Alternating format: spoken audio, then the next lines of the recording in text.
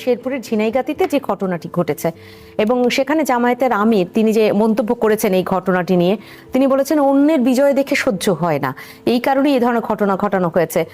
BNP এবং শরিক দলকে উদ্দেশ্য করে বলা হয়েছে। সেক্ষেত্রে বিজয় মানে এই কথাটা আসলে এটা কি শুধু কনফিডেন্স লেভেল থেকেই বলা নাকি অন্য কোনো কিছু এর মধ্যে রয়েছে? না, জামাতের কনফিডেন্স এখন খুব এক্সট্রিম লেভেলে এবং জামাত খুব ভালো করে জানে যে এইবার যে সুযোগ প্রকৃতি তাদেরকে দিয়েছে, অথবা ম্যাটিকুলাস ডিজাইনে, হোয়াট এভার মেবি, আল্লাহ ভালো জানেন, মানে প্রকৃতি দিতে পারে তাদের জন্য, অথবা একেবারে অঙ্ক কষে কষে ম্যাটিকুলাস ডিজাইনে জামাত, আমেরিকা, ডক্টর মোহাম্মদ ইউনূস এই ত্রয়ীর বুদ্ধি, প্রজ্ঞা, মেধা একত্র হয়ে গত 17 মাসে জামাতের যে বিস্তৃতি ঘটেছে, ক্ষমতার কেন্দ্রে, মাঠে ময়দানে, মানুষের বুদ্ধিতে, বৃত্তিতে, এমনকি সংবাদপত্রের অফিস থেকে শুরু করে গণমাধ্যমের কর্মীদের মধ্যে, এটা আসলে কোনো রাজনৈতিক দল 17 মাসের পারফরমেন্সে এরকম আসলে কেউ দেখাতে পারেনি। মূল ব্যাপার হলো যে জামাত পুরনো দল, আওয়ামী লীগ পুরনো দল, বিএনপির পুরনো দল, এরকম পৃথিবীতে বা আমাদের পাক ভারত উপমহাদেশে আপনি এই সমপর্যায়ের 50 বছরের ইতিহাস রয়েছে, এরকম 100-র মতো দল আছে, রাজনৈতিক দল আছে, ভারত, বাংলাদেশ, পাকিস্তান। তো এই দলগুলোর যদি আপনি ইতিহাস দেখেন, তারা 17 মাসে কখনোই জামাতের মতো ঠিক এইরকম শূন্য থেকে এই পর্যায়ে এতটা আলোকিত করার মতো ঘটনা ঘটেনি। রনি, আপনি বলছিলেন যে তাদের কনফিডেন্স একদম এক্সট্রিম পর্যায়ে রয়েছে, নাকি মেটিকুলাস ডিজাইন, আল্লাহ ভালো জানেন। কিন্তু আল্লাহ তো আবার তার মানে কোনো না কোনো বান্দার মাধ্যমে সেটার এক ধরনের বার্তাটা দিয়ে থাকেন, অনেকে নাকি স্বপ্নে টপ্নেও পেয়ে থাকেন। মানে এখানে কি সেরকম কেউ কিছু বলতে পারছেন না যেটা আসলে কোনটা? আমরা তো বলছি না। এখন ধরুন ওই কতগুলো লক্ষণ ভেসে উঠেছে। আচ্ছা, জামাতের নেতাদের সবারই চেহারা অনেক সুন্দর হয়ে গেছে, মানে তারা যে ক্ষমতায় আসবে, ক্ষমতা আসার আগে চেহারা শুরুতে একটা নূর নূর ভাব চলে আসছে। তারা সবাই ওয়েল ড্রেস, মানে এর আগে গত 17 মাস আগে তাদের জামা কাপড় এত সুন্দর ছিল না, আর চেহারাটা নর্মালি গত 20-30 বছরের তাদের যে চেহারা, সে তুলনায় তাদের চেহারার ভিতরে একটা উজ্জ্বলতা চলে আসে। It means the good news is coming. এরপরে মূল ব্যাপার হলো যে তাদের কদর বেড়ে গেছে সমাজে।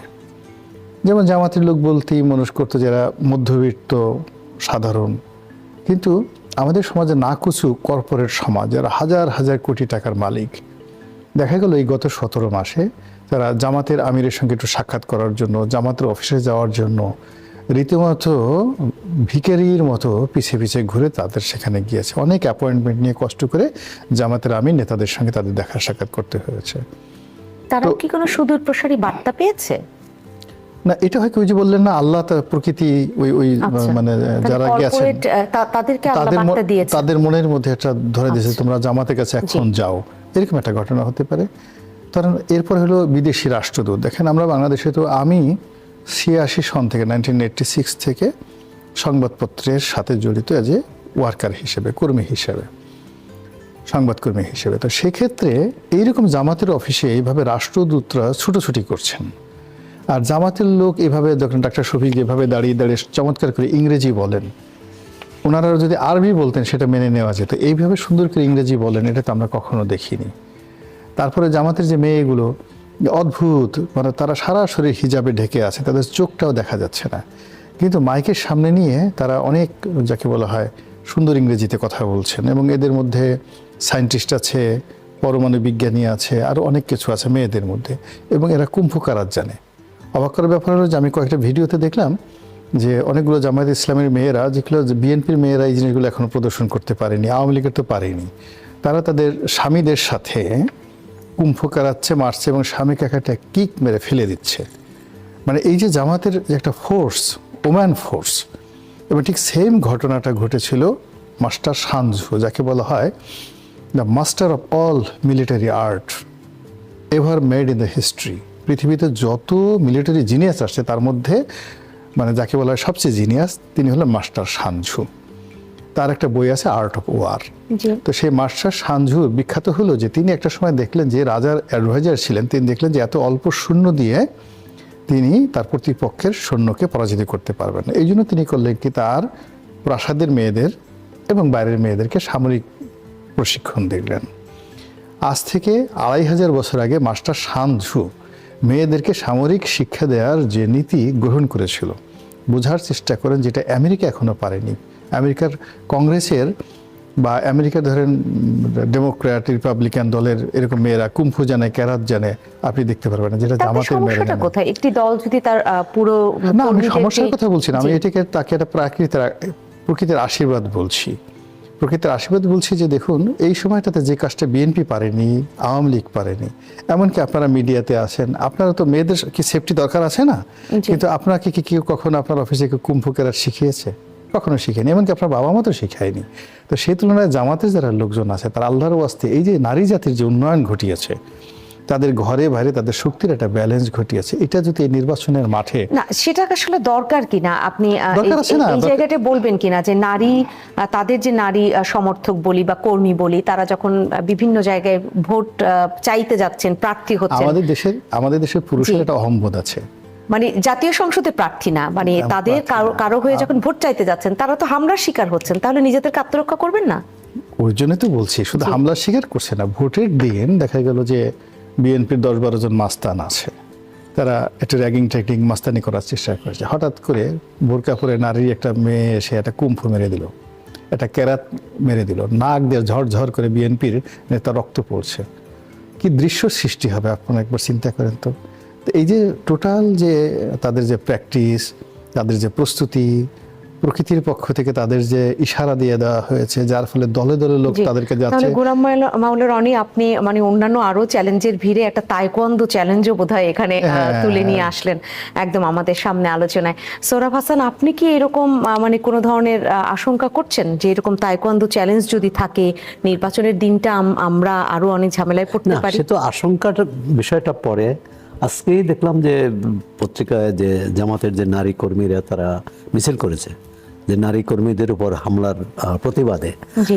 বিষয়টা হচ্ছে জামাত তো প্রচারে কিন্তু বিএনপি বা অন্য যে কোনো দলের থেকে এগিয়ে আছে এই নির্বাচনে যখন তফসিল হয়নি অনেক আগে থেকে।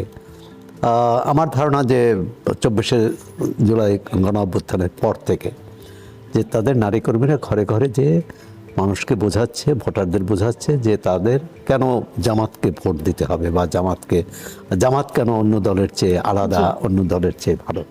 তো সুতরাং তারা এক ধরনের প্রচারে কিন্তু এগিয়ে আছে। তরুণদের মধ্যে আপনার জামাতের যতগুলো শিক্ষা প্রতিষ্ঠান, সেবা প্রতিষ্ঠান, আর্থিক প্রতিষ্ঠান আছে, বাংলাদেশে কোনো রাজনৈতিক দলের সেটি নেই। এই সুবিধাটা তারা পেয়েছেনি। এমনকি যখন শোনা গিয়েছিল যে নির্বাচনী দায়িত্বে বেসরকারি ব্যাংকের কর্মকর্তারাও আসবেন, বিএনপি অবশ্য আপত্তি জানিয়েছে, সেটা হয়নি। এবং সেটা হলে কিন্তু বেসরকারি সবচেয়ে বড় ব্যাংক হচ্ছে ইসলামী ব্যাংক, এবং ইসলামী ব্যাংকের কর্মীদের একটা বড় অংশ জামাতের সমর্থক। এই তারা সরাসরি এখন নেই। এখন বলছে যে নির্বাচনটা কার? নির্বাচনটা তো শুধু প্রতিযোগীর না, শুধু প্রার্থীর নয়, দলেরও নয়, নির্বাচনটা হচ্ছে ভোটারের। ভোটার হচ্ছে এখানে নিয়ামক শক্তি। সেই ভোটারকে বুঝতে দিতে হবে যে ভোটারকে যদি আপনি 24 ঘন্টার মধ্যে 18 ঘন্টা তাকে কোনো একটা বিষয়ে বোঝেন, তখন তিনি হয়তো প্রভাবিত হবেন। আবার অন্য পক্ষ যদি না বোঝানোর সময় না পায়, অথবা তারা অন্যভাবে কৌশল করে। এতদিন আমরা দেখতাম যে নির্বাচনী প্রচার মানে হচ্ছে বড় বড় জনসভা করে যত বেশি লোক জড়ো করা যায় তাদেরকে দলের একটা বার্তা দেওয়া। কিন্তু এখন তো দেখলাম যে এই নির্বাচনী প্রচারের জনসংযোগটা একটা গুরুত্বপূর্ণ। সেটি সব দলই করে, কিন্তু এক্ষেত্রে তো জামাত অনেক অগ্রগামী। আর দ্বিতীয় হচ্ছে যে আমরা মানে এই যে জয় পরাজয়, এটি আগামী নির্বাচনের জন্য বেশি অস্থিরতা বা উদ্বেগ তৈরি করেছে। ইতিমধ্যে কোনো দল, কোনো পক্ষ, নেতা বলা শুরু করছে যে তারাই জয়ী হবে। আপনি যে কথাটি বললেন যে অন্যের জয় দেখে হয়তো বিজয় দেখে সহ্য করতে পারছে না, এটা একটা ইঙ্গিত যে তারা জয়ী হয়েছেন। এখন জয়ী হবেন না পরাজিত হবেন সেটা কিন্তু জনগণ ঠিক করবে। সেটা বিএনপির ক্ষেত্রেও সত্য। বিএনপিরও অনেক জায়গায় তাদের নেতাকর্মীদের ভাষাভঙ্গি দেখলে এক ধরনের মনে হয় যে তারা জিতে গেছেন। বিশেষ করে গত 17 মাসে বিএনপির নেতাকর্মীদের যে মানে নেতৃত্ব যে তাদেরকে নিয়ন্ত্রণ করতে পারেনি তার একটা বড় উদাহরণ দখলবাজি চাঁদাবাজির অভিযুক্ত আছে। বিএনপির পক্ষ থেকে বলা হয়েছে 5,000 কর্মীকে তারা বহিষ্কার করেছেন, কিন্তু তার চেয়েও 92 জন তাদের বিদ্রোহী প্রার্থী। জামাত ইসলামের একজন বিদ্রোহী প্রার্থী ছিলেন, তিনিও কিন্তু বসে গেছেন, একজন না দুজন ছিলেন। তো এই যে বিএনপির জন্য চ্যালেঞ্জটা কিন্তু শুধু জামাত নয় বা তার প্রতিপক্ষ রাজনৈতিক দল নয়, বিএনপির চ্যালেঞ্জটা এই দলের ভিতরে। আজকেই সমকালে রিপোর্ট হয়েছে যে 70টি আসনে বিএনপিকে নিজ দলকে মোকাবেলা করতে হবে। তো সেটি স্বাভাবিকভাবে যেখানে বিএনপির মনোনীত প্রার্থী, অন্যদিকে বিদ্রোহী প্রার্থী, আর প্রতিপক্ষ তো এই সুযোগটা নেবেনি। এই বিদ্রোহী প্রার্থী এবং মনোনীত প্রার্থীর ভোট যদি যোগ হতো, সেই ভোট আর প্রতিপক্ষের ভোট এটি যদি সমান 3 ভাগ হয় তাহলেও কিন্তু প্রতিপক্ষ জিতে যায়। তা আমি জানি না যে বিএনপির নেতৃত্ব এটি কিভাবে সামাল দিবে। আবার কিছু কিছু মিত্র দল বিএনপি খুব কম আসন ছেড়েছে। কালকেও দেখলাম যে গোলাম মনোয়ার রনি ভাইয়ের এলাকায়, সেখানে বিএনপি যাকে সমর্থন করেছে তার কর্মী সমর্থকদের সঙ্গে বিদ্রোহী প্রার্থী, সেখানকার বিদ্রোহী প্রার্থীর কর্মী সমর্থকদের সংঘাত হয়েছে, সংঘর্ষ হয়েছে এবং আহত হয়েছেন কেউ কেউ।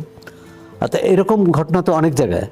এখন একজন আপনার আন্দোলনের সহযাত্রী তাকে বললেন যে 300 আসনের 1/4 যদি বিদ্রোহী প্রার্থী থাকে, সেটা তো একটা বড় চ্যালেঞ্জ। এই তো 79টি, সেটি তো 1/4 অবশ্যই 1/4 বেশি, 1/3।